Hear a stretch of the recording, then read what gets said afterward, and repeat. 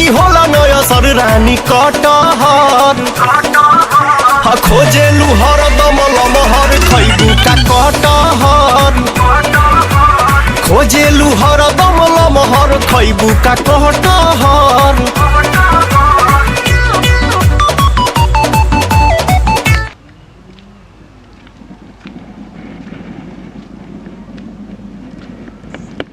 सर पंटवा भूले का ये चल गई ना लोग। हाँ पंटवा कही तय में ए छोड़ के कहीं ना खाई।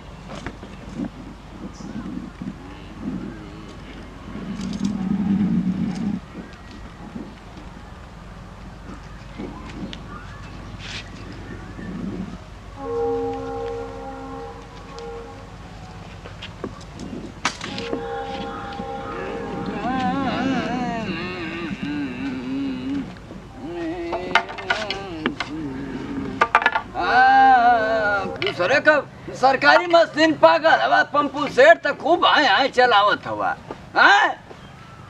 ऐसे ही रात का केहू का पाइप काट के रख लेला हम तो हर इरेंगा तिरंगा जाना थी तू कितना चोर चाहिए हवा। हाँ तो हरिया खानदान का हम है यही का चोर चाहिए करते बाबूजी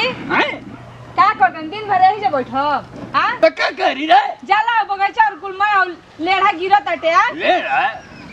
ई का लेढ़ा अरे जाको जाओ गौरत यार। लेढ़ा का लेढ़ा अरे ना लेढ़ा मतलब समझत नहीं खी तोरे माई के खून है का लेढ़ा लेढ़ा का होला रे। हे भगवान जी लेढ़ा कहत नहीं लेढ़ा करा फुहरी तोरे मुंह से खाली फुहर फुहर बात आवेला करे। अरे बाबूजी लेढ़ा कहत नहीं लेढ़ा का मतलब समझेली क्या होला रो बताई। लेढ़ा का मतलब करा फुहरी तोरा जबान कट के गिर जाए फुहरी। अरे बाबूजी लेढ़ा कहत नहीं हम कहां गलती चीज कुछ बोलत नहीं। अरे मियां मार खाओ किया लेढ़ा बोलत किया। अरे बाबूजी कटहरवा के कहत नहीं क्या बुझा तो सुन ली हैं कटहरवा मैं फरल बाटे मैं ले लेबा लेढ़ा वही के कहत नहीं। ई कौन है इंग्लिश बोलत करे कटहरवा के लेढ़ा इंग्लिश बोला जाला। मन बाबूजी रो अगनी हरदोई जिला में तो वही जाके मने एकदम बुद्धि रही। कौने किताब में निकल रे कटहर के लेढ़ा कहल जाला। गौवा में सब कोई उहे बोलेला गौवा में तब का कौने का उलट कल रे जबान की लेढ़ा बेड़ा बोलत जाई ठीक बा ना हम जाता नहीं घर ठीक बा। कटहरवा का नाम ना ले रहती तो गोजिया बैठ के होते ये पर। अरे बाबूजी तो हम का जानता नहीं किरवा मने भुला गेल बानी किरवा के मालूम नहीं खे बताई जो ठीक बा जाता नहीं हम ठीक बा जाई बोजे से आई मती हैं ओजे से आई मती ओजे रह जाओ गोर हम ठीक बा। नहीं कोनो मिल जाई तो गोटी खेल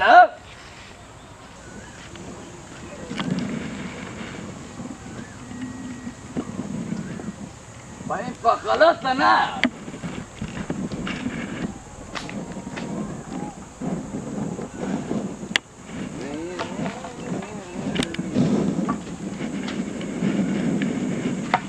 और तो मला बताओ भेजत न रहियो आज एकर मन कैसन हो गइल कि कहते कि जा बाबू लेढ़ा कटोर अगोरा भगवान करे ऐसे ही 2-4 बार करवा दे अगोरवा तो हमार कामे हो जाई पता चली कि हम ही जिंदा रह एकदम दाव से आए मोटा भी जाई कोनो ससुरा मिलता हो ना कि कटहरवा बेच के नमकीन छोला फुल्की खाई हो हैं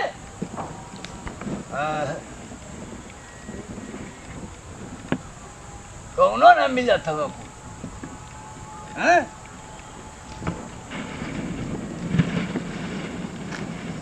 कधे रहता है पता नहीं जे कहानी एकर के मचनिया पे छूटल है पैटा देखो तू भार देला हां से कौन कुछ निकल नहीं खसन में से बाबूजी को पता नहीं खचो आ ही गुजरा ई तू ऊपर 10 के नोटिया है हैं ओ हो ये भाई 20 रुपया रहल 10 गो लौकती है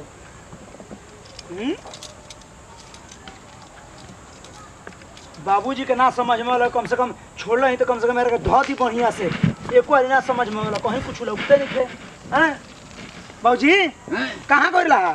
कटहर गोरे गइल रहा आ ये पैंट छोड़ बिन तारा जी बताव धर बा हाय पैंट ये धैले नहीं तो तू आई रहा हम आई रहनी है ते जे देखला के रहला 20 रुपया रहला 10 को बाय में 10 को गायब हो गइल। के ले रे अब हम कह जानते हम तो भूल से जे छोड़ के चल गई पैंटा। मैं पतो ये ना ले ले रे कौन ठीक बा तो उ ले ले तो भाई बोल दी तू के ले ले बहन जी 10 रुपया तो के ले ला अब हम ही बचर नहीं जे के ले ले हटे के ले ला ओकर खानदान उ घर जा उलट जा मारे ए जा जा 10 रुपया से कुछ होई हो है ना होई रे चलो अगर भगवान करे जल्दी दिया बुता दिया मरो ना जा तो जे हमारे लड़का का 10 गो रुपया चोरैला अगर मैया तुलाट जा हाँ, उलट ओकर जाए। खानदान में डोला पर जाए कौन हमारा लड़का का पैसा चोरा ले गला हो ई ना देखिए हाँ। कि पैंट बता बढ़िया से सरिया के जतन के रख दी तो हम केम कमालूम किया और सब्जी लिया तो 20 रुपया बचल तो धइले रहनी है कि एगो टी-शर्ट हमारे लड़का का सब्जी का पैसा के जे चोरा ले गल ओके पीछे इतना मोट मोट कीड़ा पड़ जाए पर जा पीछे से कहां बैठ रहा फंस जाए छोरा ना पा सारा पलन जो अपने पे परला सारा बता पर के चोरैले अपने पड़ी अरे बाबूजी ये सुने ला ओकरे परला हम सुनत हई तो कहीं हमारे पर जी तब कटहर गोरे गल कटहरो के रहते ए जे का बैठ गेल हवा के ए चल ही नहीं चल जा कौन तुर के लेके चल जा तब तोड़ ले खून कहां भी है ऊ यही जो चले बड़ी हो काई ने केने कोई लिया कहां भेजल ओकरा उहे भेजल से का कहीं बीड़ी बेचे गल होई सर हम आई भेजत हई बार बार तो हम ही बोलनी हां नहीं बोलनी है दिमाग खराब कर दिला लगा दे काची काची लाता नहीं जा अब फिर चलिए नहीं बाबूजी रोक हम बेचल नहीं बगीचा में ना भेजल लो बगीचा में जाई भाई हमर 5 में 10 रुपया गायब हो गइल अरे सुन त बाबूजी कहता ना कि ते को जन ले लो कबे 10 रुपया बा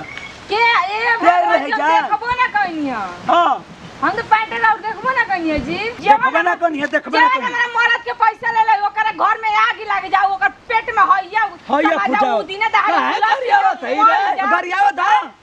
पैसा भरे तो गरिया ना तू गरिया तो खा पोता जाए आ ओकर आग लगे जाओ ओकर मुंह तो हम तो गरिया बाना नियर मुंह हो जाए जे हम मर मत गरिया रे। चुप रह तू गरीब के रही गरिया तो बिया काटे कुकुर काटे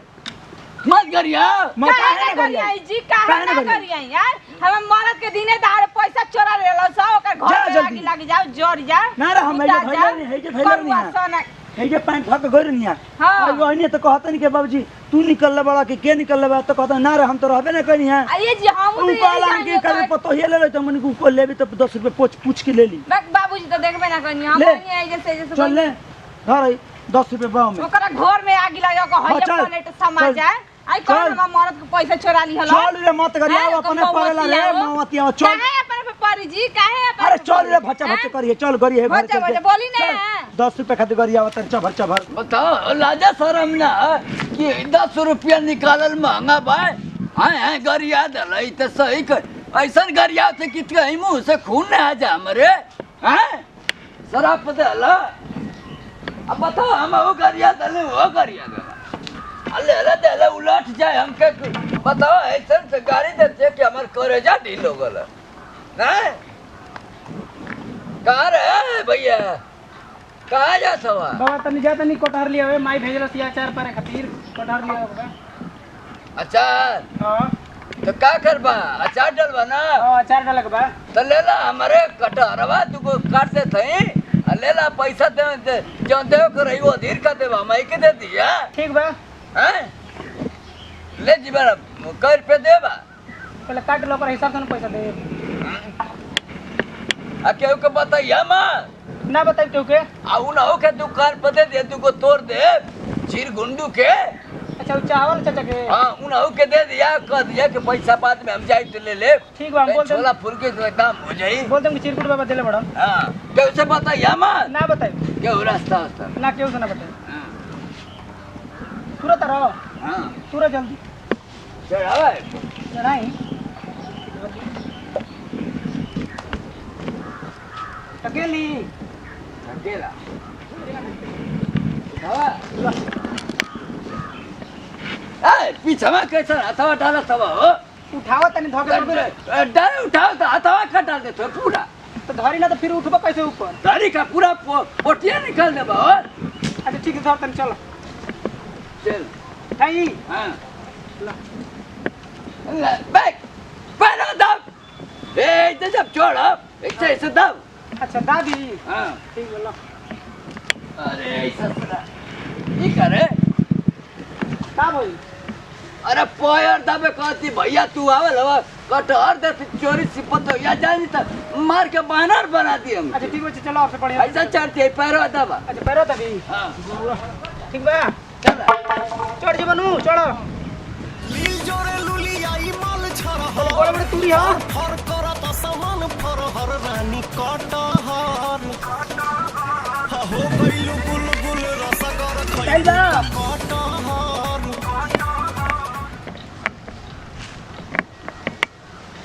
ए धरा मत दवा तू को तोड़ ले केने में चाचा केने में बा चलो ले पकड़े रुको रुको छोड़ बहुत भारी बा हो चल के बते मत उतर ठीक बा रुको रुको थाल बता नीचे आओ धरी आया आओ ले हो हाँ बाबा हैं उतर बा उतरो निकल आवरी लगा तो रखे दूर दा हैं तू जाने तरह है तो ढेर हो गल बा अरे तर को तो या होती हम जात हम ना उतरो केवल अरे मुंह जब से यार रे यार तेरे कटार खेवाई हमें कोई घर में है जब प्लेट खेवा जाया रे अरे नाती का बेटा आवा चल जावा कटार दे के तुरवावा तनी बाबूजी कने कहां चल गइल बनी आवा मुझो तू आज हम मरद रही तू तो तारे के समझा दे ए भाई बाबूजी के तो लठली यही जे बाटे बाबूजी के समझ आवा नाती का बेटा तेरे का कटार खेवावा तनी उतर बाबूजी ए पर का लटकल बनी रहू उतर बाबा आज हो बाबू उतरी आयो आई दादा ई का करत रहनी है पर चढ़ के यार ये जैसे देखत नहीं हो कानी केवला के कानी घर के रहल कि कानी केसन लइका रहल लेके भागता कटहर है केवल रे कटहर ले कटहर रे यही बन रहनी है तो कटहरवा गिनत रहनी तो गिनत रहनी है यही जैसे हमारी आंखी का सोचे देखत नहीं झोरा भर के लेके भाग गइल है हैं सही सही बता दी बाबूजी ना तो समाज लेके पर बहुत बुरा हो जाई हम ना जानती कटहर हम यही से कहत नहीं कि काहे कयो कटहरवा रोज दिन खत्म हो जाता टे हां सही सही बताई एकदम सही बताई हम कोना के घर के रहल है मां कसम खा के कहती हम एक कटहर अब हम ना पूछत हर हर जइबो पूरी न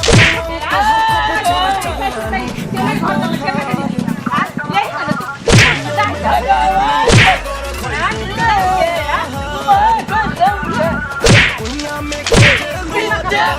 विद्या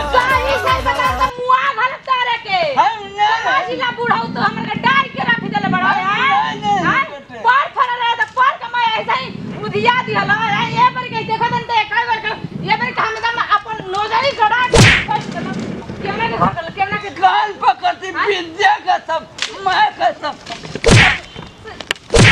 अरे ई का करे रे बड़ा बड़ा काहे मारत बाबूजी के रे काहे मारत रे हट उठो अरे उठा अरे हट का भइलो बताओ पहिले त कभी मार दे बे गोजिया से तोड़ के देबे गोजिया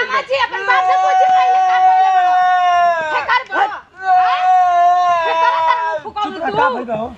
का भइल रे काहे रे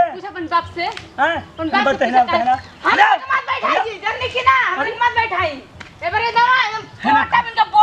का भइल हो भइल का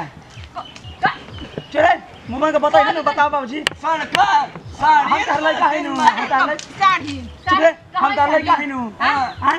त हां हमार मुंह देख के बता दा का भइल है बतावा बाबूजी है ना अरे मत बोले ना काहे ना बोली जी बाबूजी काहे ना बोली पूछी जल्दी ना तक जा दाओ बाबूजी बताओ का भइल का है भइल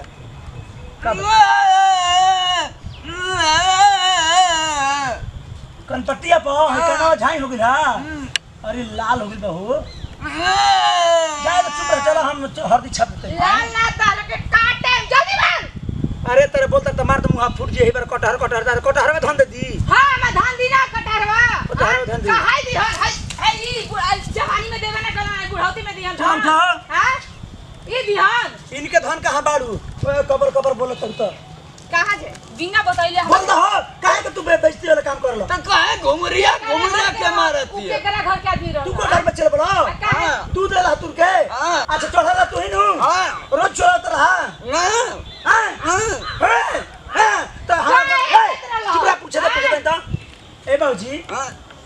चलिए पैंटा रख ले 10 रुपया हमारे तू ही निकल बड़नू हाँ कहाँ देख ली। पैसा पैसा कहाँ बा देख ली यही से कहाँ काट देख ले पैसा ही कहाँ चोट कर तेरे घर में तारा सिखाओ कि हमारे के कैसा मत कर कैसा ना तू कटहर फूट के बेचे तारा ये सब ना कर चलते हम अपन मने लड़का नहीं खींचना ये बूढ़वे के चलते ये बूढ़वे के चलते हम अपन लड़का क्यों खाओ बीड़ी का पैसा ना काहे पैसा दे गुटखा का पैसा ना बीड़ी फूके के बीड़ी पैसा बात दामा के मरीज भइल बड़ा तू बीड़ी पिएबा गुटखा चबइबा हैं दे डंडे दे बूढ़ा उ तो मुआ के रख देल बड़ा हमनी के पहना चप्पल पहना चप्पल पहना सुधरबा तू अपन रहन ना सुधरबा हाय घर आई हैला पैसा ला पैसा लगा ना का दिए पैसा देला नु जेकरा कटारवा जाके जो घर से कटार लेके दे पैसा दे। पैसा कैसे लेके आओ आई देख मार मार के खोल देला बोल ले साइबाना भीतर लाज ना लगला तारा तारा भीतर तेरे में बड़ा नु तो बाप बेटे में चल। चल तो उपास से चल उपास से सुता है मार का तो करवा बोल ये खाना चल कट कट रख जहां बाप को मरलुए बेर के वास्ते चल आओ तो हन जान बाजू तू बचा डालुआ बचा डाला नहीं तो मार के मुआ दे अरे बाबूजी तू अब आई चिंता अरे मारे लगी अब ये बात ये मार मारा ये सनी मार मारा कि हम भूला जाए कि तो क्या मर रहे हम तो यही सुना बोलनी है कि ज्यादा ना बोले थी अब आई लड़की बराबर नहीं तो तनी मार मार दे अरे बाबूजी। ये तनी मार दे होती कि हम भूला गए होते कि कहाँ कहाँ मर रहे तो हमारे काय मतलब बच्चा नहीं है तो वो मारता रहो चिंता ना हो चिंता ना हो चल घरे कटहर मत ओवर ये पर काय घूम मार निकल मरे कटहर चला चला बेचे तो हटा तर ये क्या हो तो मैं यही सो तो हम ना कुछ बोले नहीं तो आप बोले पैसे मत लाठ दे चला घर चल चुका हां पर रहो चिंता ना है चला भाई प्रणाम करते नहीं भेकोर छुको गोलत हमरो वाला का छोटका लड़का छोटका भाई खेसारी टू भैया जैसे प्यार दुआ से बाद हमारा टीम पर बने बने यही तरह बने रखम भैया आई वीडियो बनावे का मकसद संदेश सुदेश सिर्फ हमने के एगो ही रहला कि रउआ सभे ये तरीका का काम न कर देखी कितना लोग बा ऐसन कि अपने धन खुद अपने बर्बाद करता अपने सामान खुद अपने बेच देता आ लागत तो घर में लोग को शंका होता अरे फलनवा चोरा के लगिला चिलनवा लगिला ना ये तरीके के रउआ नशा पताई करते हैं चाहे कुछ खाए पियते हैं तो घर में मिल व्यवहार के पतो हो को चाहे ससुर को चाहे माई को चाहे बाप को चाहे भाई को कि हमारे 10 रुपया काम बा हमारे के देवरा ना मिली काल मिली मगर ऐसा कर्म नइखे करे जानस कि अपन घर खुद अपने बर्बाद हो जाओ तो वह सब ऐसे ना करम हम ये प्रार्थना और विनती कर देखते हैं कटहर के पेड़ बा बाबूजी बीड़ी फूके खातिर गुटखा खाए खातिर कटहर के पेड़ तो तुर के मैं कटहर का जन के के हेला दिहला हन बगली में हमारा पॉकेट में पैसा रहा 10 रुपये वो निकाल हन तो भैया हम तो ई ना हमारा वह सब है कि बिना बुझत बगली में हाथ लगाई बिना बुझत कोनो काम करी हम देखो पूरा परिवार के साथ मिल के जान भी काम करे के बाद अपन दिल लगन मेहनत से करे के बाद ताकि हमने के आवे वाला दिन में कोनो बाधा ना हो के भैया हम ज़्यादा बोल रहे हो तो माफ़ी चाहते नहीं सकती ही जब फिर सकले वीडियो में जय जवान जय किसान भोजपुरी हमारा देश किसान कोना कोना पहुँचा को तन की भोजपुरी पहचान लव यू ऑल फ्रेंड्स।